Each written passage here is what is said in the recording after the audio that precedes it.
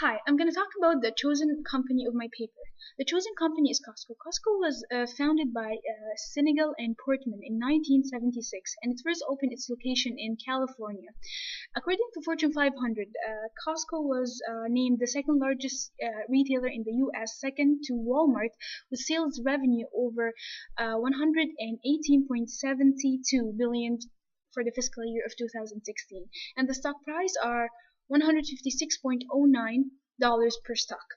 Costco Costco operates in 8 countries with 472 warehouses and has more than 200,000 employers.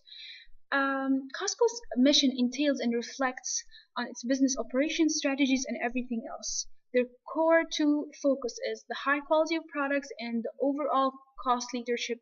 That is their main competitive, or I should say core competency or business or reason of existence, which is the low cost, selling in bulk and higher quality. Because in Costco you can go and see low cost product, and in the same time you can see a Rolex. So now I'm going to talk about Porter's 5 model strategies. I'm going to start off with a rivalry.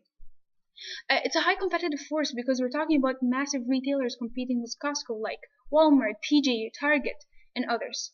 It's a relatively high competitive force because they're massive big retailers that has been in the industry for decades, and they have decent amount of spending capitals on marketing, logistical operations, sales, advertising, promotion, pivoting their strategies to adapt an ever evolving external environment and internal environment. Second, I'm going to talk about the threats of new entrants. The threats of new entrants are relatively low because anybody can enter the retailing industry and open a retail shop, but nobody can compete with massive monster big retailers like Walmart, Costco, Target, PJ, because like I said before, they have been in the market for decades and they have major capital investments, so you have to be at least there for 30 years, expanding, pivoting, satisfying, and core competencies just to compete with them. Third will be the bargaining power of suppliers. It's relatively low because as the volume and establishment in the market is solidated by those big retailers, and Costco is one of them, of course. So they can ask a desirably low price as much as they want. Fourth will be the substitute of new products or services. The substitute of new products or services is a high competitive force because customers now are given the choice of online massive retailers like Amazon. There is no membership restrictions, relatively low price and higher quality, and there are no geographical restrictions of being in the 7 selective or 8 selective countries just to benefit from Costco's products. Fifth and the last rivalry force of Michael Porter's strategies is the bargaining power of buyers. The bargaining power of buyers is moderate to low. Moderate to low for the fact is that buyers can easily deny the renewal of membership or favoring a competing brand over Costco, but they can never, or may I say it's challenging and relatively difficult to sit as a big company as Costco and make them abide to your price preferences. And now I'm going to talk about the value proposition. The value proposition of Costco is simple: high products with low price, customer centralization and employee centralization, and opposite of Walmart. Walmart favors customers over employers, and if we see the charts that Costco pays its employers way more than Walmart. Now I'm going to talk about the SWOT analysis. For the strength, it's the solid presence in the market, of course, operating for decades, have lots of money, brand recognition, and brand loyalty. For the weakness, it focuses on late baby boomers, and they tend not to spend a lot of money, and their weakness is not international expansion. Opportunities is the target, the other generation that spends more money on items like Generation X or Generation Y. And another opportunity is, of course, international expansion because it only operates for 8 countries, and considering the time it has been established in the market, it's time for Costco to expand more. For the threats are the following: the rivalry, of course, Target, PJ, Walmart. Same size as Costco. And now Walmart feels the threat because it's the second largest, so easily it can be the first just by a pivot strategies or anything else. And then the second threat is in massive online retailers such as Amazon. Now I'm going to talk about the PCG. We have four squares: star, which is the main star that's generating profit and revenue. We have the cash cows, cashing out the cash, no more spending more money on advertising of those products.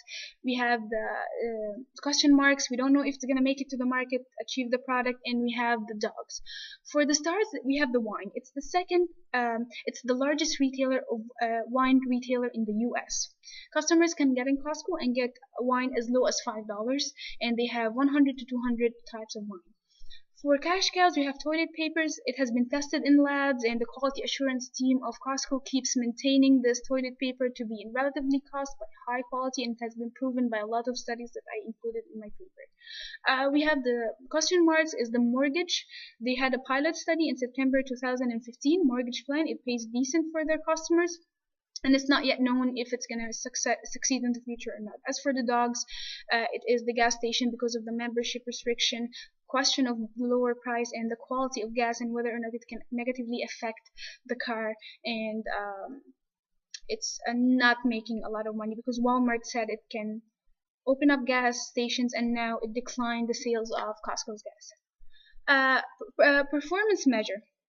Costco operates as a performance measure based on customer loyalty, customer centralization, employee centralization, weekly leader meeting, and monthly member meetings. So it has a good track of its quality assurance and performance measure. Last but not the least are my recommendation, and I'm so sorry for speaking so fast, but I want to include everything.